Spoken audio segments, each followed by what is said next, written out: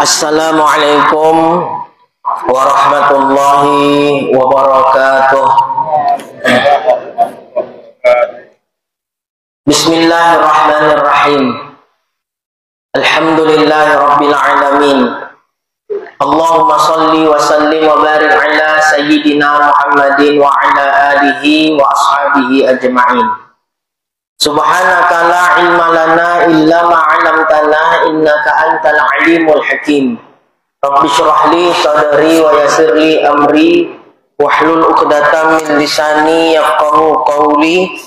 Allahumma rzuqna fahman nabiyyin wa hifzal mursalin wa ilhamal malaikatil muqarrabin bi rahmatika ya arhamar rahimin. Wala haula wala quwata illa billahil aliyil azim. Alhamdulillah, segala puji syukur kehadirat Allah Subhanahu wa ta'ala yang telah memberikan nikmat, kesehatan, dan kesempatan kepada kita semua, sehingga pada kesempatan yang berbahagia ini kita dapat bertemu kembali untuk melanjutkan kajian kita sebagaimana biasa. Salawat beriring salam tidak lupa pula kita hadiahkan kepada junjungan kita baginda Nabi Muhammad sallallahu alaihi wasallam. Allahumma sholli wa sallim wa barik alaihi. Mudah-mudahan dengan banyaknya kita bersolawat kepada beliau, kita ini termasuk salah satu di antara umatnya yang mendapatkan syafaat di hari akhir kelak. Amin ya rabbal alamin. Yang saya muliakan dan hormati para pengurus Badan Kenauziran Masjid Al-Muslimin, tuan-tuan guru, para ustadz, ustazah, muallim, muallimah, para jamaah, bapak, ibu, hadirin wal hadirat, rahimakumullah. Alhamdulillah, pada malam hari ini kita dapat bertemu kembali untuk melanjutkan kajian kita sebagaimana biasa. Untuk kajian kita malam hari ini terjadwal ada dua kitab yang kita baca, yaitu yang pertama kitab Ad-Durrus Samin pada pembahasan tauhid, dan yang kedua kitab Syarah Uqudul Jen pada pembahasan rumah tangga Islami. Pada bulan yang lalu kita membaca kitab Syarah Uqudul Jen tentang rumah tangga, maka malam ini kita akan lanjutkan kajian tauhid, ya, kitab Ad-Durrus Samin. Yang ada kitabnya silakan buka di halaman yang ketiga, baris ke-15 dari bawah, dan wadiknya yang di dalam kurung. Kemarin kita sudah membahas tentang had, yaitu definisi, ta'rif daripada ilmu tauhid. Kemudian kita juga sudah membahas maudhu'nya, ya, objek atau sasaran dari ilmu tauhid yang dibahas itu apa. Yang dibahas adalah zat Allah, kemudian zat para anbiya, para nabi, para rasul. Sekarang kita masuk mabadi asyara yang ketiga. Kalau sini orang bilang apa? Mubadi. Mubadi. Mabadi, ya. Bahasa Arabnya mabadi, bukan mubadi. Sama ya, jauhar fardi, jauhar firid di sini ya. Dirubah ya, salah itu. Jadi mabadi asyara, ya, bukan mubadi. Udah ketemu yang ada kitabnya, halaman 3, baris ke-15 dari bawah, ya, dan wadiknya yang di dalam kurung, silakan dilihat. Yang nggak ada kitabnya, tengok-tengok aja lah. Yang ada kitabnya, lihat halaman 3, baris ke-15 dari bawah. Sudah ketemu ya? Bismillahirrahmanirrahim. Qala al-muallif rahimahullah wa nafa'ana bihi wa bi'ulumihi fid dharaini amin ya mujibas sa'ilin. Dan wadi'nya, wadi', ya, wadi' itu peletak. Ya, siapa peletak ilmu tauhid ini? Ya, peletaknya siapa? Yang pertama-tama orang yang menghantarkan itu, yang meletakkan ilmu tauhid, yaitu Al-Imam Abul Hasan Asy'ari. Al-Imam Abul Hasan Al-Asy'ari. Dan adalah ceritanya, jadi peletak ilmu tauhid kita, ya, adalah Al-Imam Abul Hasan Al-Asy'ari. Nah, di sini muncul polemik. Yang memunculkan polemik bukan orang kita, kaum sumbu pendek. Ya, apa kata mereka?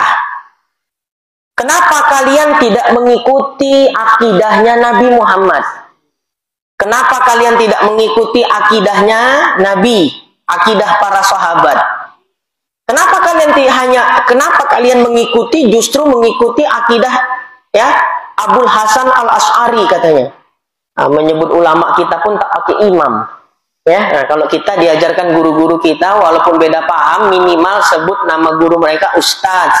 Makanya Al-Ustadz Muhammad Nasaruddin Albani, Al-Ustadz Muhammad Ibnu Utsaimin. Masih ada penghormatan kita kepada orang berilmu walaupun beda paham. Tapi kalau mereka menyebut ulama kita, ya, nggak pakai penghormatan. Nah, jadi kata mereka, kenapa kalian tidak mengikuti akidah yang dipegangi, yang dipedomani oleh Nabi Muhammad dan para sahabat? Nah, kenapa kalian justru mengikut akidahnya Abul Hasan Al-Asy'ari, kata mereka? Ya, kenapa kalian mengikut akidahnya ya Abul Hasan Al-Asy'ari? Jawaban kita begini.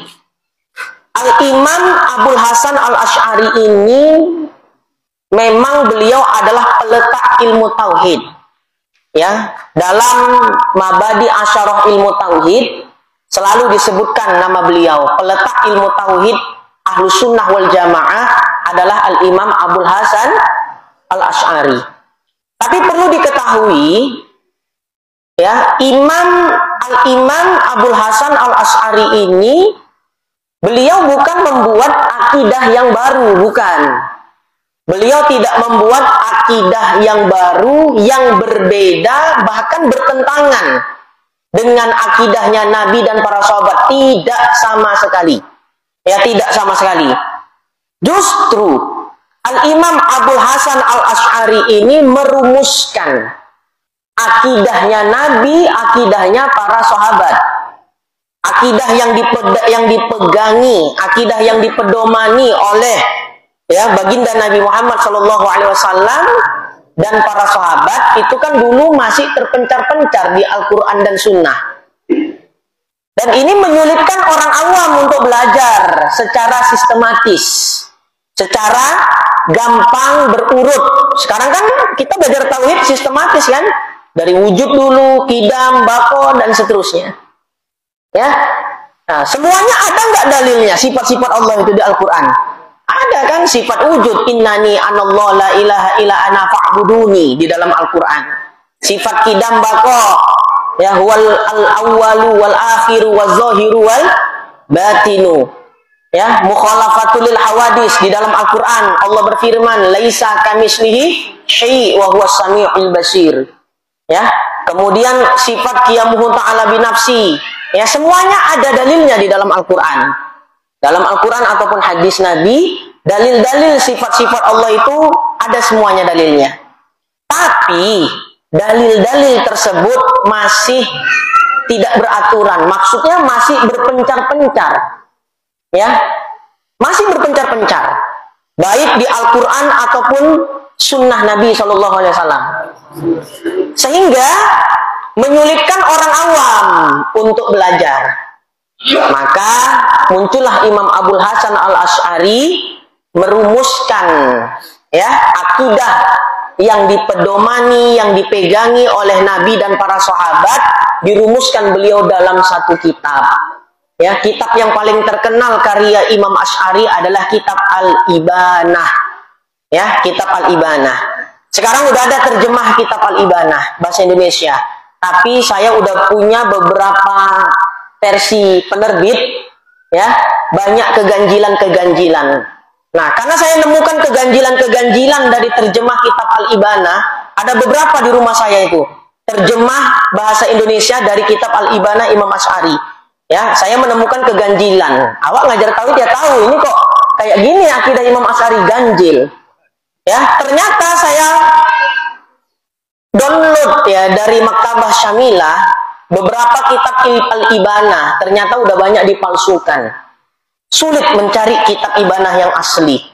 Jadi terjemahan-terjemahan kitab Al-Ibanah yang beredar di tengah masyarakat kebanyakan ya, saya katakan nggak semua, mungkin saya belum punya semua, tapi kebanyakan itu adalah ya terjemah kitab Al-Ibanah yang banyak mengalami tahrif, ya banyak mengalami perubahan, dirubah oleh kelompok Wahabi itu, ya jadi udah nggak original, ya.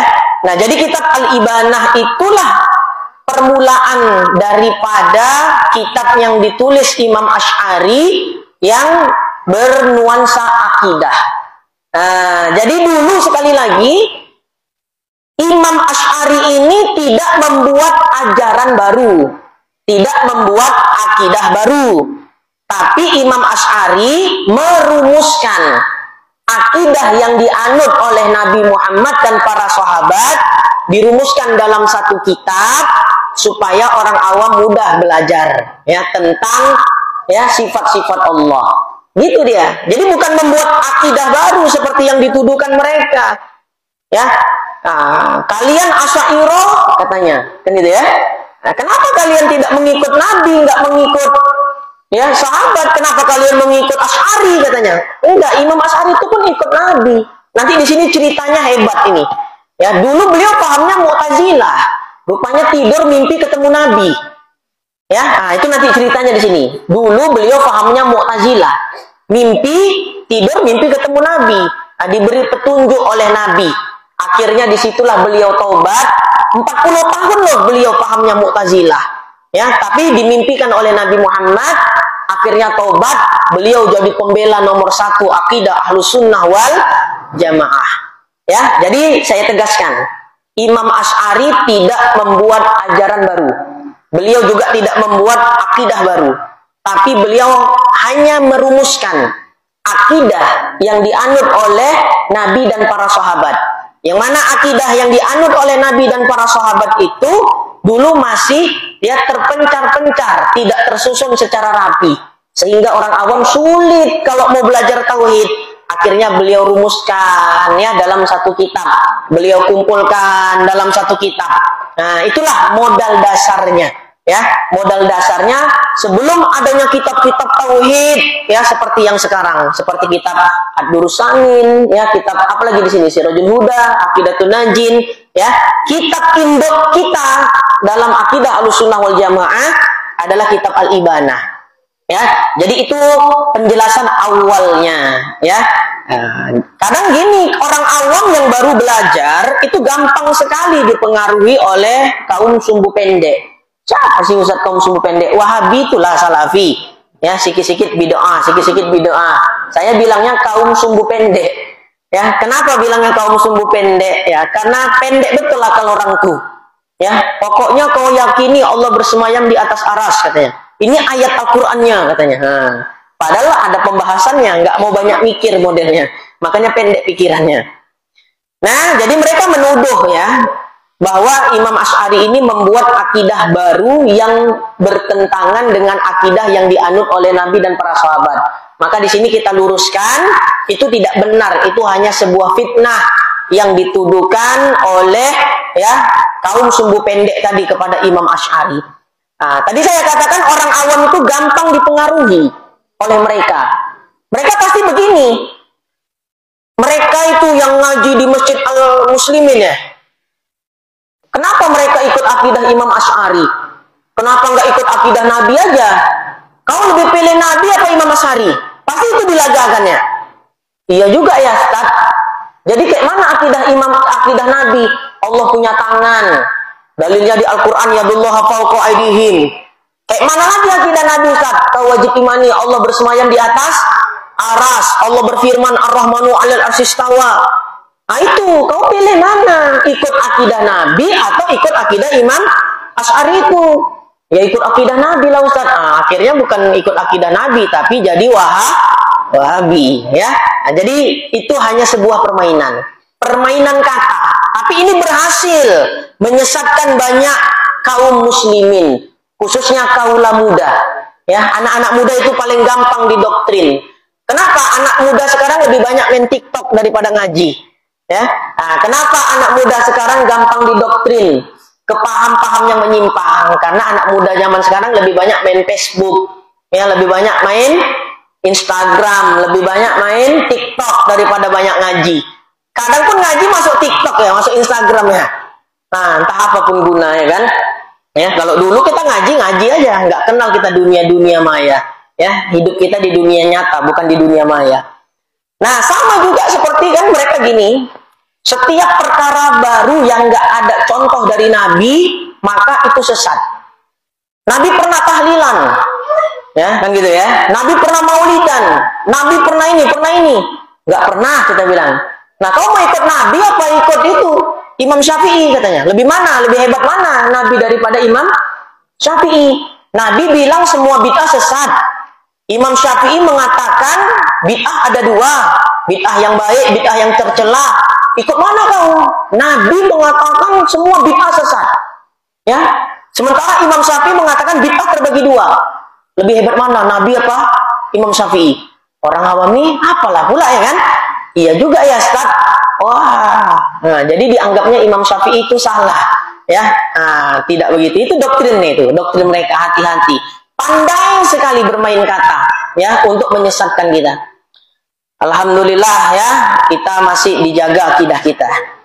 Jadi peletak atau perumus ilmu tauhid tadi siapa namanya?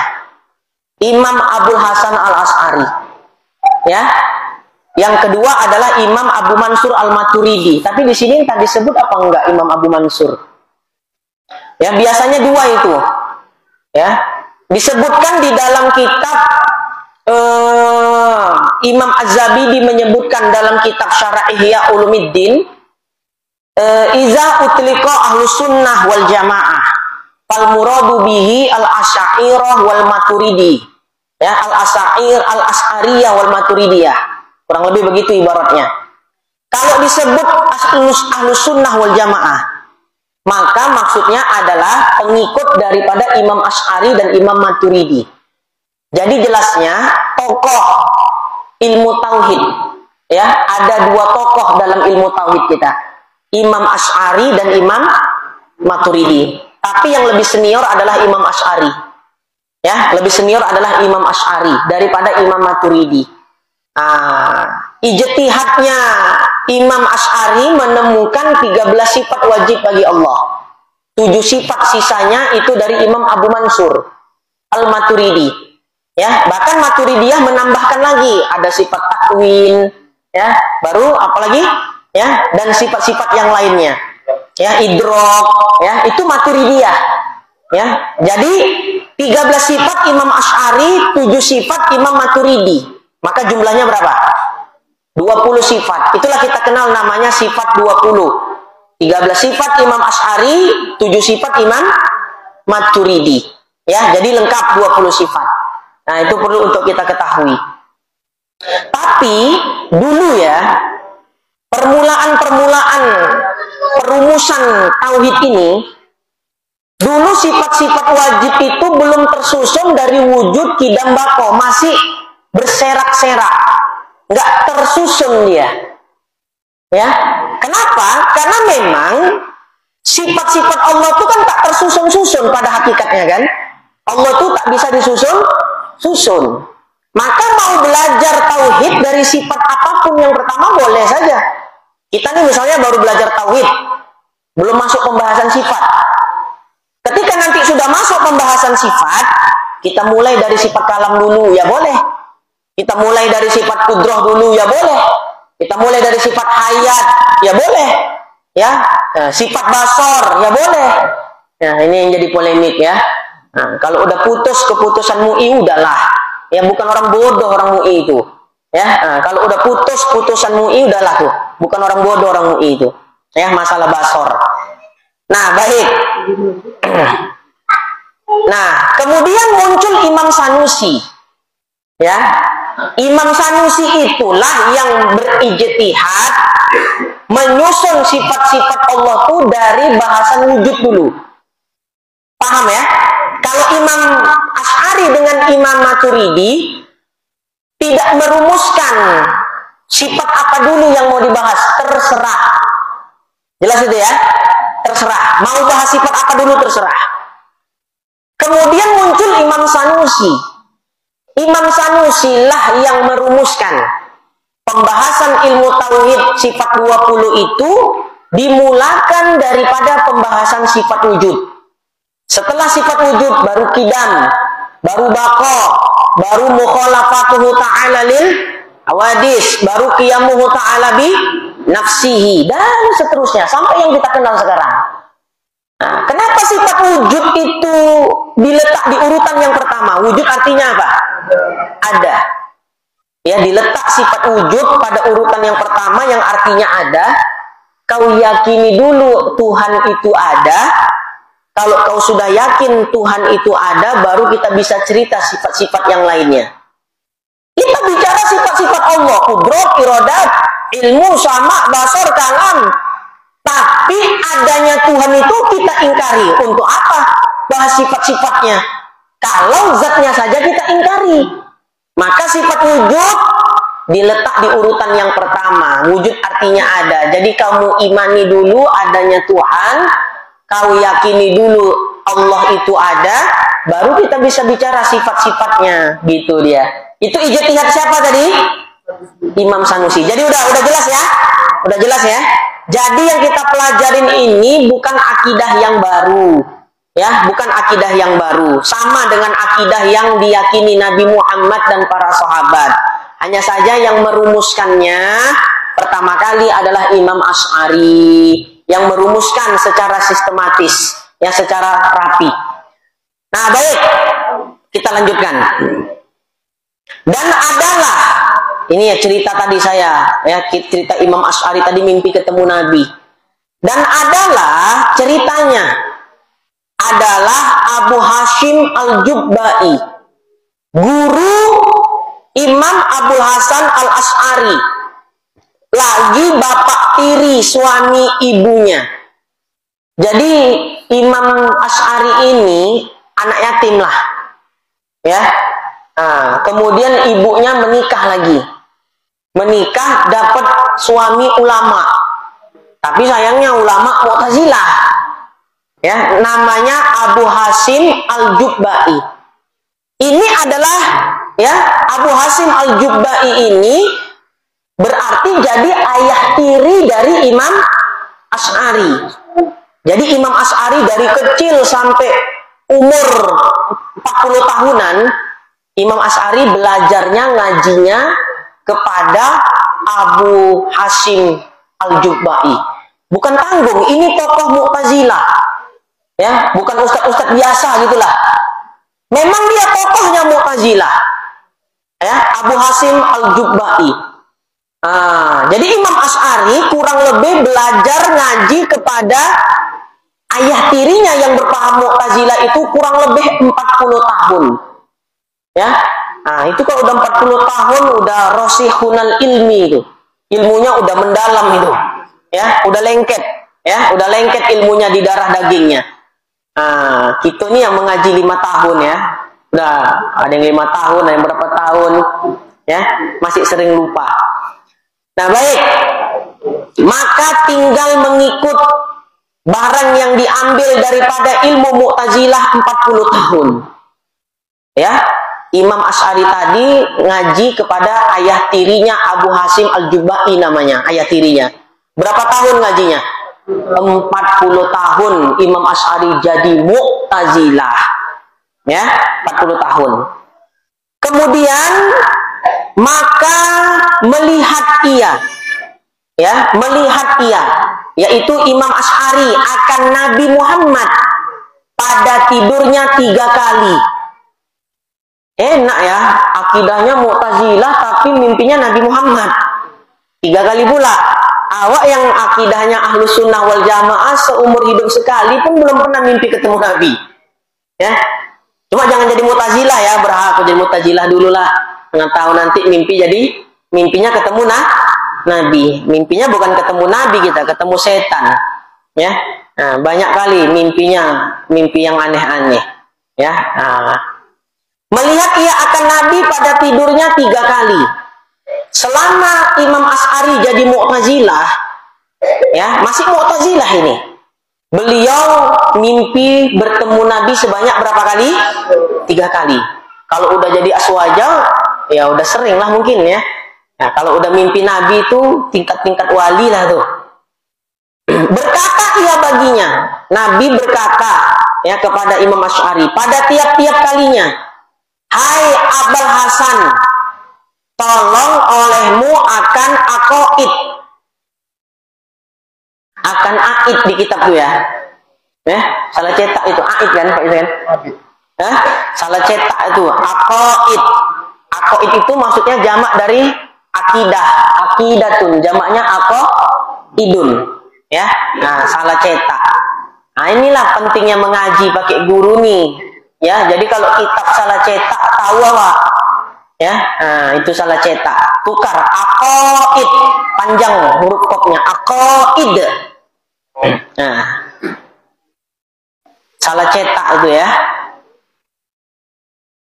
Tolong olehmu akan aqaid. Ya, yang diriwayatkan daripadaku. Selama mimpi ketemu Nabi, Imam Abul Hasan Al-Asy'ari, Imam Asy'ari, ya, diminta tolong oleh Nabi Muhammad. Ya, Abul Hasan, maksudnya, ya, Nabi bersabda kepada Imam Asy'ari, ya Abul Hasan, tolonglah akan dirimu. Ya, tolonglah olehmu akan aqaid yang diriwayatkan daripadaku. Kau jelaskan sama orang-orang, ya, bagaimana akidahku, kata Nabi Muhammad.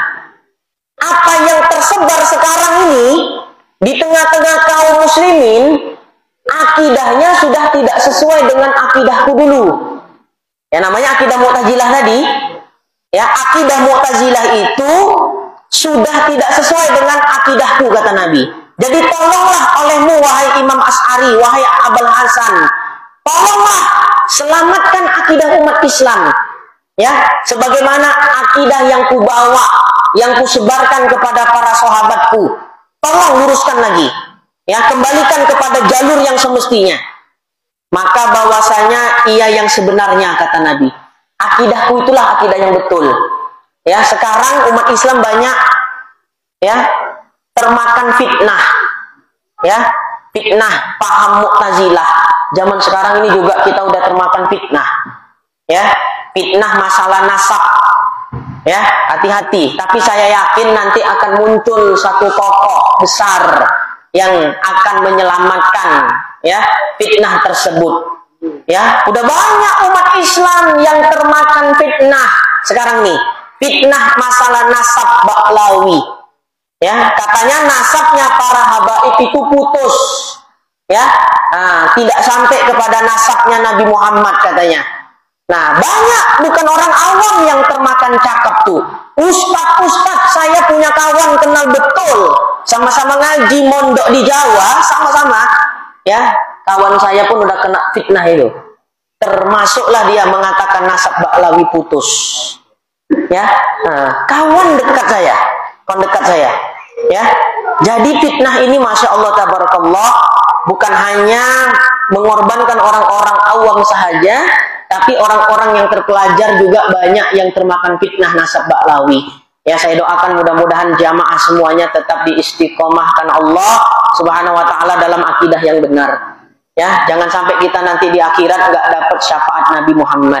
Ya, gara-gara memutus-mutuskan nasab ya para zuriyah Nabi Muhammad sallallahu alaihi wasallam. Ternyata fitnah-fitnah model kayak sekarang udah terjadi dulu di masa Imam Abul Hasan Al-Asy'ari. Cuma fitnahnya dulu lebih besar sifatnya, global ya, Mu'tazilah. Ini kan kalau masalah nasab Ba'lawi ini, fitnah ini masih sekitaran di Indonesia saja, betul nggak? Belum sampai kemana-mana. Ya, belum sampai ke Malaysia, ya, belum sampai, masih di Indonesia saja, ya, masih di Indonesia, belum ke seluruh dunia. Tapi Mu'tazilah ini fitnahnya udah, ya, global, menyeluruh ke seluruh penjuru dunia. Sampai Nabi berpesan kepada Imam Asy'ari untuk Imam Asy'ari mengembalikan, ya, pahaman akidah, ya, sebagaimana akidah yang dianut oleh Nabi Muhammad. Maka sembah Abul Hasan, sembah itu maksudnya Imam Asy'ari nanya, sembah itu artinya bertanya.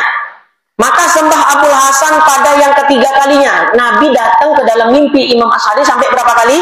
3 kali. Dan permintaan Nabi sama, nggak berubah. Dari mimpi yang pertama, mimpi yang kedua, mimpi yang ketiga. Ya, permintaan Nabi kepada Imam Abul Hasan Al-Asy'ari tidak berubah. Permintaannya adalah untuk Imam Asy'ari meluruskan ya akidah umat Islam pada waktu itu, karena umat Islam sudah banyak terfitnah dengan akidah yang dianut oleh Mu'tazilah. Tapi anehnya Imam Asy'ari sendiri pun masih Mu'tazilah pada waktu itu. Paham ya? Dari sinilah pertobatannya beliau. Bermula pertobatan Imam Asy'ari dari Mu'tazilah kembali ke Ahlussunnah wal Jamaah. Dari sinilah awal ceritanya. Nah, ketika mimpi yang ketiga kali Nabi Muhammad datang ke dalam mimpi Imam Asy'ari yang ketiga kalinya, ya, dengan permintaan yang sama, yaitu untuk menyelamatkan akidah umat Islam, ya, Imam Asy'ari nanya kepada Nabi Muhammad, betapa aku tinggal akan mazhab yang sudah aku tasawurkan masalahnya. Ya Rasulullah, bagaimana mungkin aku meninggalkan akidah keyakinan yang memang sudah lama aku pegangi selama ini 40 tahun. Ya, aku berakidah berkeyakinan seperti itu. Bahkan aku mentasawurkan masalah. Ya, jadi masalah-masalah dalam akidah Mu'tazilah itu Imam Asy'ari ini yang menguraikan dalil-dalilnya. Jadi Imam Asy'ari ini juga bukan orang sembarangan di kalangan Mu'tazilah. Kenapa? Karena belajarnya langsung kepada ulama besar Mu'tazilah, yaitu Abu Hasyim Al-Jubba'i tadi, ayah tirinya. Ya, jadi Imam Asy'ari bilang kepada Nabi Muhammad dalam mimpi, ya Rasulullah, bagaimana mungkin saya meninggalkan akidah yang udah lama saya anut? Ya, bahkan sayalah yang mentasawurkan masalah-masalah di dalam akidah itu. Saya yang merumuskan dalilnya, mensistematiskan pemikirannya. Bagaimana mungkin saya meninggalkan akidah ini ya Rasul? Ya, nah, itu pernyataan daripada Imam Asy'ari tadi. Dan aku ketahui akan dalilnya.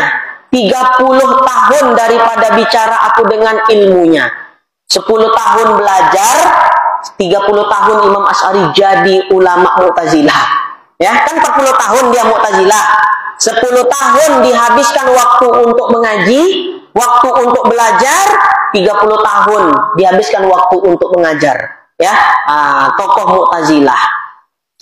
Nah, kemudian maka sabdanya Rasulullah Shallallahu Alaihi Wasallam, jika tiada aku ketahui bahwasanya Allah Ta'ala menolong akan dikau dengan penolong yang tiada aku suruh akan dikau, ya. Jadi gini, Nabi menjawab pertanyaan dari Imam Asy'ari tadi. Ya Rasulullah, aku nih tokohnya Mu'tazilah. 40 tahun aku Mu'tazilah. 10 tahun saya belajar, 30 tahun saya mengajar. Bahkan saya yang merumuskan pemahaman Mu'tazilah secara sistematis. Saya yang mengemukakan dalil-dalil pemahaman Mu'tazilah. Gimana caranya aku meninggalkan ini ya Rasul?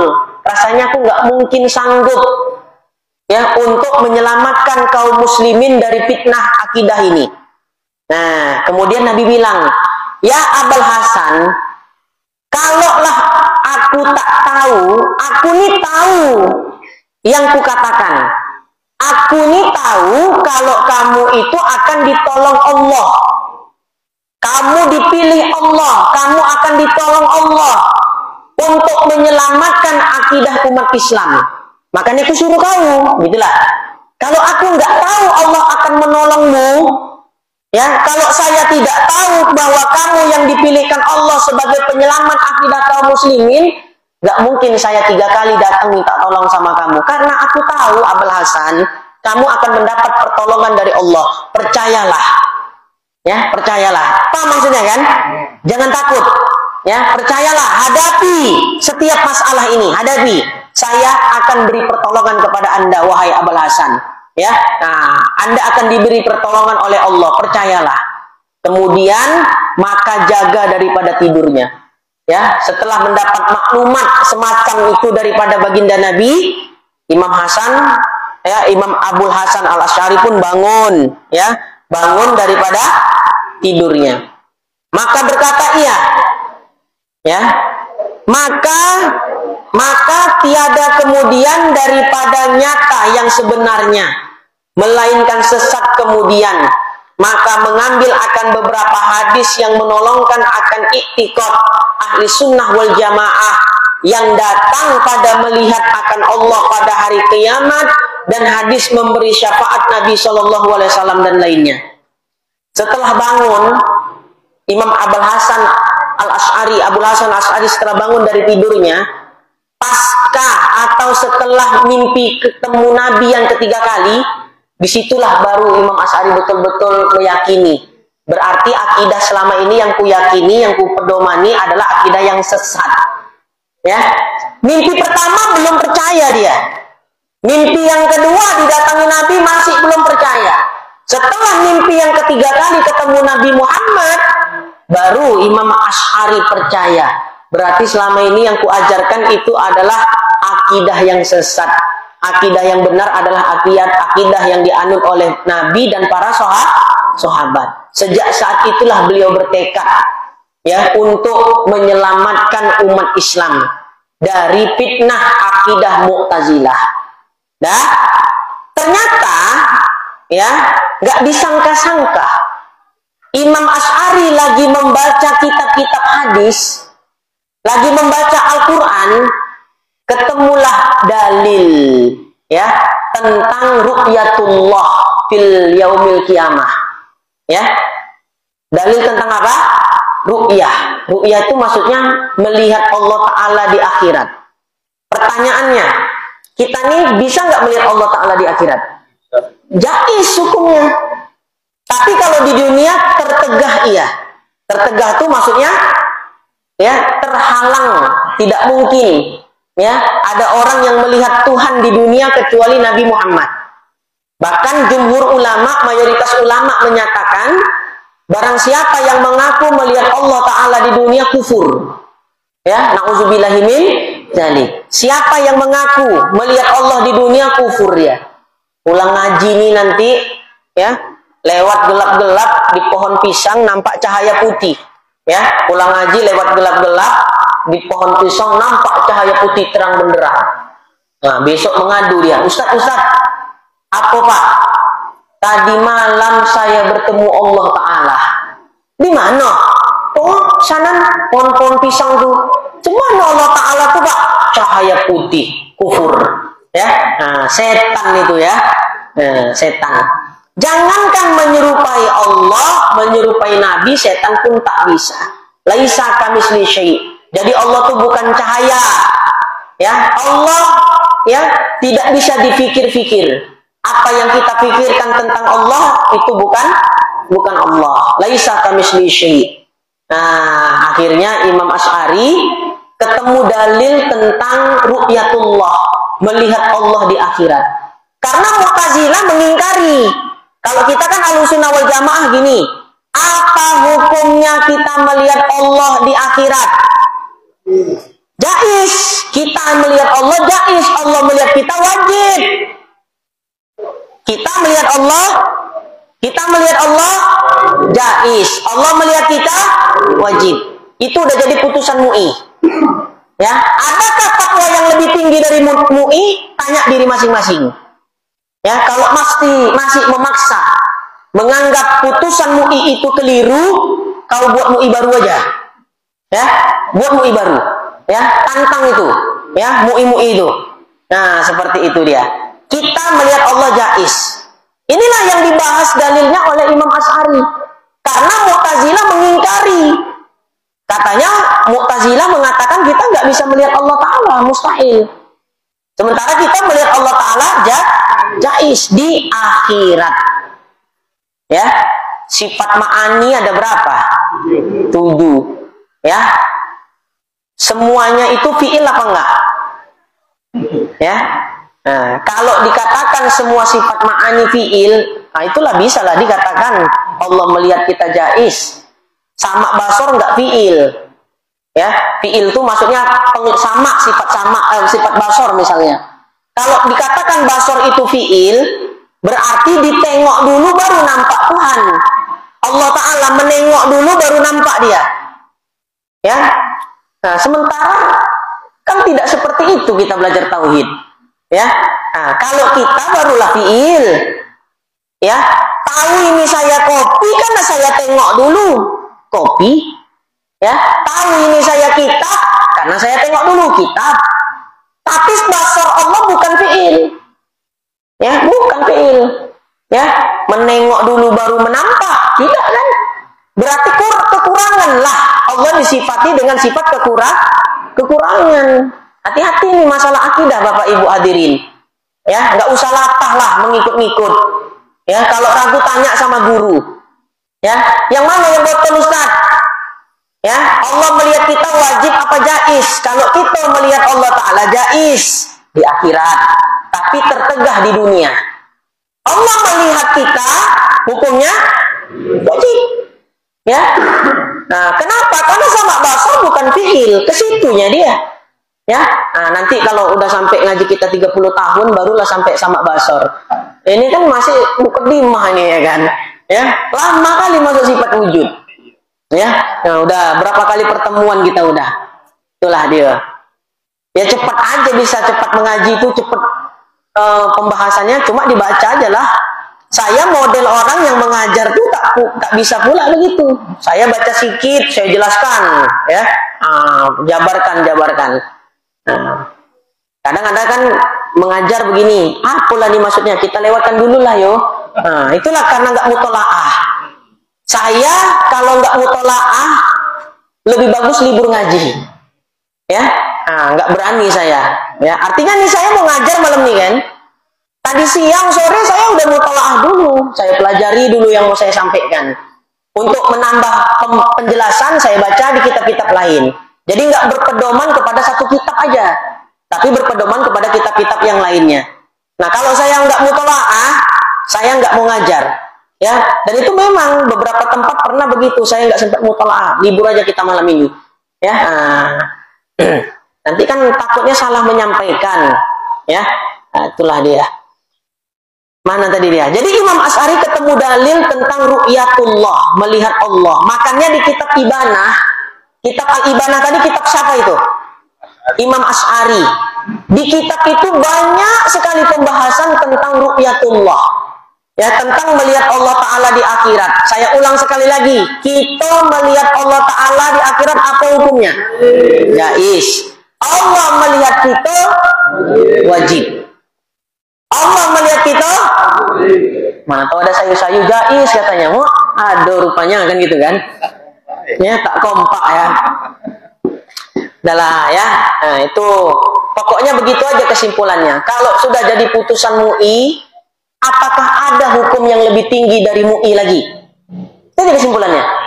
Apakah ada hukum yang lebih tinggi dari MUI? Ya, sehingga kita berani menyalahkan putusan MUI. Itu aja standarnya. Jangan pakai standar ganda. Satu standar aja. Dah. Kita lanjut. Saya lagi tak mau mengamuk malam nih. Ya. Nak tidur saya nih. Mana tadi Pak Isa? Maka ditolongkan Allah, gitu ya.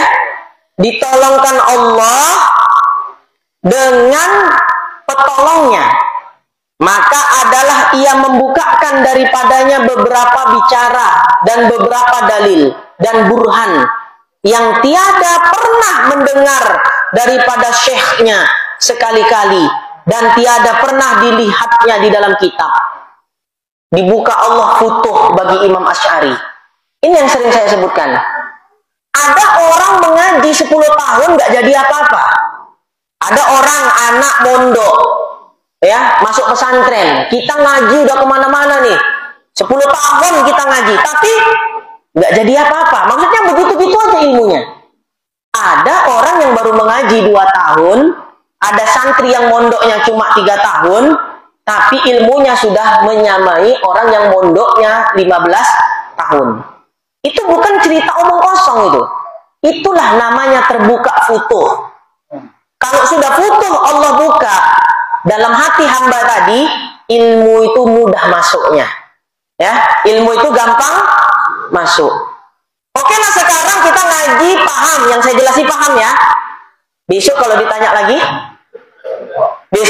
lagi, lupa. Jangankan nunggu besok. Ini saya tanya lagi pun udah lupa mungkin.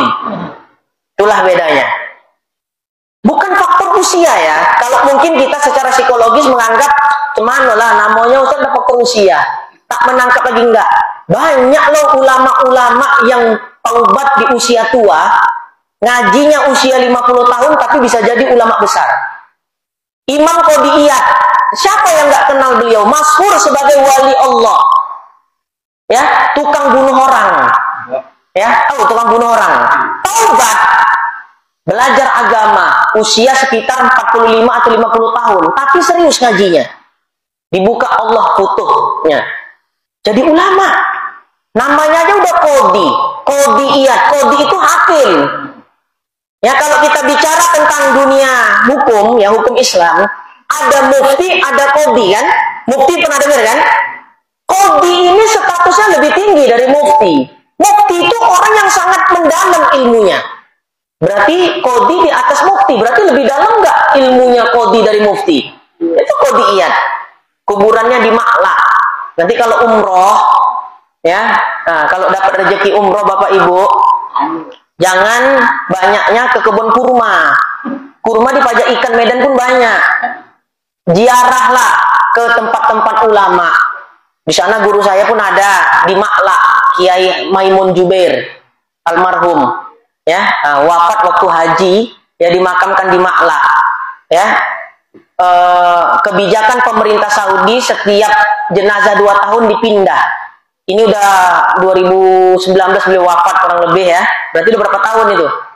Nah, bolak-balik dibongkar sama orang Arab sana, mau dipindahkan jenazahnya. Jenazahnya masih utuh sampai sekarang. Ya, nah, almarhum guru saya Kiai Maimun Jubair. Nah, beliau banyak ngarang kitab tauhid. Ya, kami ngaji di Jawa itu ngaji tauhid nggak kayak gini loh Pak Isa. Di Medan ini yang enak kali, dijabarkan. Ya. Nah, di sana ilmu ngaji tauhid itu nggak kayak begini, penjelasan-penjelasan mendetail enggak. Tapi kiai-kiainya banyak nulis kitab tauhid. Itulah tadi ilmu laduni. Ya. Nah, ilmu laduni. Bahkan saya sering sampaikan di mana-mana selalu saya sampaikan. Saya bisa kayak gini, saya yakin 1 miliar % doa dari almarhum Kiai Maimun Jubair. Karena terakhir bertemu beliau waktu mau boyong, terakhir mau ketemu beliau, ya, ketemu almarhum. Nah, didoakan sama beliau secara khusus, ya.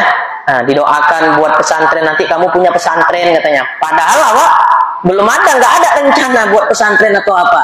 Nah, tapi didoakan sama beliau, nanti kamu punya pesantren katanya. Kemudian ya didoakan, ya nanti didoakannya apa doanya? Doanya kata beliau doa supaya bisa ngajar kitab. Setelah saya didoakan oleh almarhum Kiai Maimun Jubair, banyak perubahan. Ya, gampang kali menerima ilmu. Ya. Itulah kenapa orang dulu suka bawa anaknya ke tempat orang alim. Di mana ada tok lobai, anaknya dibawa, tolong tok doakan. Itu bukan khayalan, itu benar. Ya, doa orang alim, orang soleh itu makbul. Ya, di dalam kitab Fawaidul Mukhtaram memang ada anjuran. Makanya saya senang loh sekali kalau Bapak Ibu misalnya bawa anak-anaknya ke majelis, ya. Nah, senang. Kalau dari kecil udah senang ke pengajian majelis, jangan heran nanti besar dewasa pun senang ngaji. Tapi kalau anaknya sering dibawa ke kolam pancing, ya, jadi tukang mancing, nggak ngaji-ngaji. Ya. Ustadz nih ngejek orang mancing, saya hobi mancing juga, hobi kali pun. Ya, cuma mancingnya saya jamnya beda, tengah malam saya kalau mancing, jam 12 sampai subuh. Ya, di belakang pondok saya, pesantren saya ada sungai, mancingnya di situ jam 12 malam. Ya, nah, orang tidur, saya gabut nggak bisa tidur. Biasa ngaji sama santri, jam 1 malam pun kadang kami ngaji, santri tidur semua, ya udah mancing lawak. Ya, nah, itulah dia. Dah baik. Jadi Imam Asy'ari ini dibuka futuhnya oleh Allah. Ya, dan dia mendapat mungkin ilmu laduni. Soalnya kan tulen Mu'tazilah 40 tahun setelah mimpi ketemu Nabi, tiba-tiba kok terbuka pemahaman akidah Ahlussunnah wal Jamaah. Sama siapa belajarnya coba? Ya, nggak pernah beliau belajar loh kepada tokoh Ahlus Sunnah wal Jamaah, nggak pernah.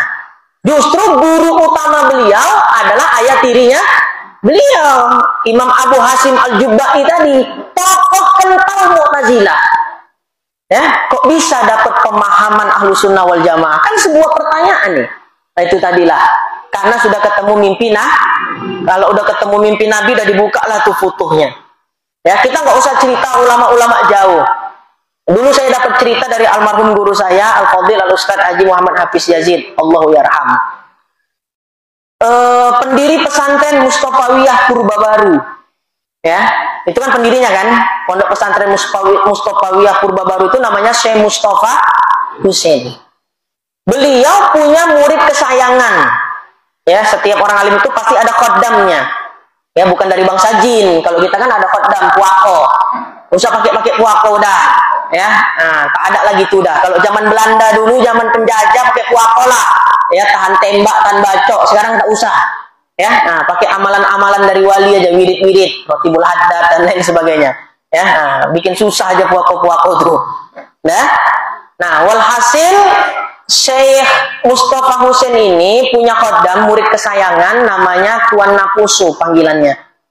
Sebelum wafatnya Syekh Mustafa Husain, dipanggillah Tuan Napusu ini secara khusus.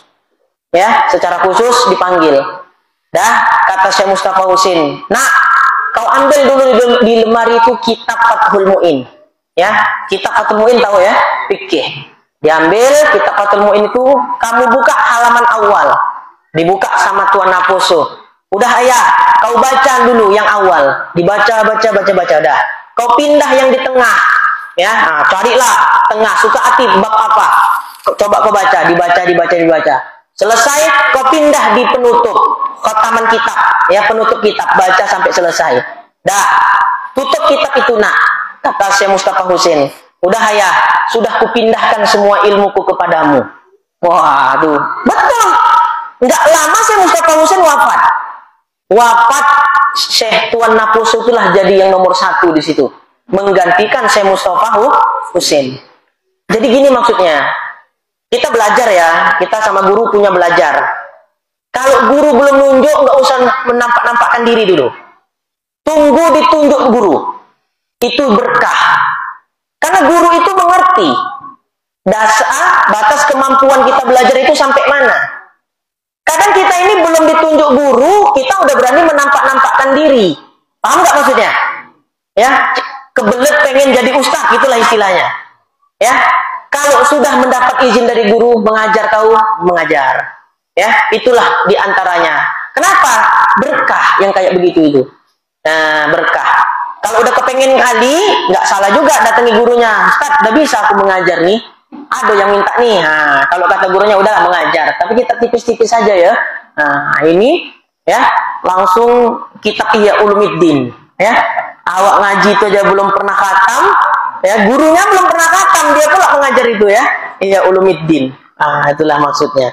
Jadi, Bapak Ibu, maksud saya, ya, ada nggak Ustadz amalan khusus?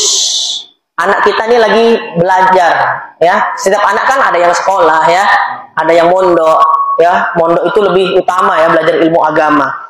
Ada nggak amalan khusus Ustadz supaya anak kami yang mondok, yang sekolah di Medan, ya, gampang menerima ilmu? Apa amalannya? Di antaranya yang diajarkan oleh guru kami, setiap habis sholat bacakan Al-Fatihah untuk anaknya, ya. Tapi masih hidup anak saya, Al-Fatihah itu kan nggak harus khususan ila ruhi, ya. Nah, niatkan ya Allah buka futuh untuk anak saya supaya gampang memahami ilmu. Tapi kuncinya, keterbukaan futuh untuk anak tergantung adab orang tua kepada gurunya anak. Ya, itu penting. Kadang kita punya anak belajar ke guru, anaknya masya Allah adabnya luar biasa ke guru. Tapi orang tuanya malah ngatur-ngatur guru. Ya, biasanya kalau orang banyak duit, ya, guru anak pun mau diatur, bukan diatur, disuruh-suruhnya lagi. Ya, disuruh-suruhnya. Nah, kalau orang dulu paling pantang tuh nyuruh guru, ya kan. Awak ada perlu, awak yang datang. Makanya saya ini salut lihat orang Kuala Tanjung ini, ya, salut. Kenapa salut? Kalau sekarang ini kan udah canggih, mau nanya masalah kan bisa lewat HP. Turun ke Medan. Ya, Ustadz, ada enggak kami tanya? Menanya 1-2 masalah, langsung turun ke Medan, beketo-keto. Wah, luar biasa. Ini calon wali lah ini memang. Wali murid tapi ya, bukan wali Allah. Itu maksudnya apa? Berarti masih ada penghargaannya kepada orang alim, orang berilmu. Itulah memang yang dulu diwariskan oleh ya guru-guru dan orang-orang tua kita dulu. Ya, kalau orang Medan, wah, telepon, ya, awak nggak ngangkat di chatnya pula. Sombong kali Ustaz ya nggak mau ngangkat telepon awak katanya. Dikiranya awak tiap waktu main HP aja gitu. Ya, orang Medan. Kalau orang Kuala Tanjung turun dia ke sana. Ya, begitu. Nanya 1, 2, 3 masalah. Kenapa? Sampai kita kasihan kadang iba. Telepon aja lah, WA, chat dari WhatsApp. Tak enak hati katanya kan. Kalau tak bertanya langsung, tuh Masya Allah. Nah, itulah kunci-kunci pembuka futuh tadi. Kalau untuk kita kemana pula Ustaz? Amalannya baca sholawat, ya, sholawat Al-Fatih. Tahu sholawat Al-Fatih? Setiap habis subuh, ya, kalau bisa bacanya 11 kali. Ya, letakkan tangan di dada untuk kita nih, untuk kita sendiri. Tadi untuk anak. Untuk anak baca Fatihah, niatkan dibukakan futuh anaknya yang belajar, kan gitu kan? Nah, ya untuk kita sendiri supaya dibuka futuhnya itu amalannya. Sholawat Al-Fatih. Setiap ba'da sholat subuh baca 11 kali. Allahumma sholli ala sayyidina Muhammadinil Fatihi lima ukhliq wal khatimi lima sabaq nasiril haqqi bil haqq wal hadi ila siratikal mustaqim wa sallallahu wasallam alaihi wa ala alihi wa barik wa sallim. Itu sholat Al-Fatih. Nanti cari aja di Google ya. Ya, nanti cari aja di Google. Adanya semua itu. Apa yang tak ada di Google? Ya. Allah. Ini cerita tadi Imam Asy'ari tiba-tiba mendadak bisa mengemukakan dalil-dalil akidah Ahlussunnah wal Jamaah. Yang herannya dikatakan di sini, dalil-dalil tersebut tidak pernah didengar oleh syekhnya sekalipun. Guru-guru Imam Asy'ari tidak pernah menemukan dalil-dalil itu. Bisa dapat Imam Asy'ari coba. Gurunya nggak tahu, Imam Asy'ari yang masih murid bisa dapat. Siapa lagi kalau bukan pertolongan Allah, dibuka futuh oleh Allah Subhanahu wa taala. Dan guru-gurunya heran. Dalil-dalil yang dikemukakan Imam Asy'ari pada akidah Ahlussunnah wal Jamaah itu belum pernah ditemukan di kitab-kitab manapun. Ya, itu seperti itu. Wah, ada jam berapa nih? Ada 1 menit lagi. Nantilah kita sambung ceritanya. Kesimpulannya apa tadi? Peletak ilmu tauhid Ahlussunnah wal Jamaah siapa? Al-Imam Abul Hasan Al-Asy'ari. Tapi ingat, beliau bukan membuat akidah baru, bukan membuat ajaran baru, tapi beliau hanya merumuskan, mengumpulkan akidah yang dianut oleh Nabi Muhammad dan para sahabat, dikumpulkan dalam satu kitab supaya lebih sistematis. Sistematis itu maksudnya lebih beraturan, sehingga orang-orang awam gampang mempelajarinya. Dan tujuan utamanya apa? Untuk membasmi fitnah Mu'tazilah di zaman itu. Nah, itulah dia. Wallahu a'lam bishawab. Mudah-mudahan kita dibuka futuhnya oleh Allah Ta'ala sehingga gampang memahami ilmu. Wabil khusus harapan terbesar untuk putra-putri kita. Ya, semoga dibuka futuhnya jadi gampang memahami ilmu, jadi orang yang manfaat untuk masyarakat kelak. Amin ya rabbal alamin. Saya kembalikan ke moderator.